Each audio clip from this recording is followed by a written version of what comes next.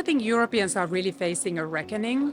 They realize they can no longer trust the multilateral world, the world of diplomacy, the world of a solid American ally on its side, helping to make Europe secure and allowing the Europeans to rely on the open economy and world trade.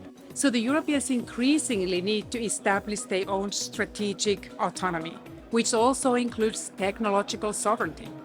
And the question is, how are they able to do that? So there are several reforms the Europeans do need to think about industrial policy and real investment in strategic technologies so that it can reduce its dependencies from China, but also from the US technologies. But the Europeans also need to think about how to carry out other reforms to build those other pillars of a thriving tech ecosystem.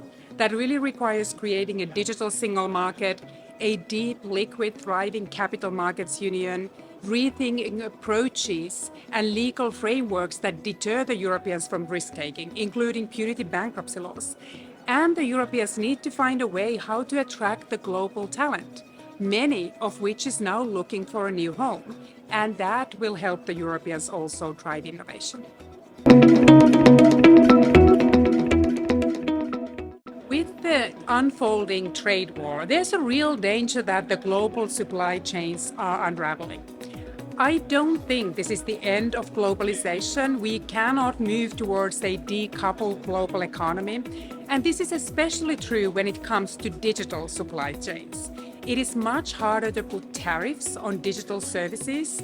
Data will continue to travel across borders and power the global economy. There will be data localization measures, there will be efforts to tax digital services, so we will not see a complete embracing of an open economy.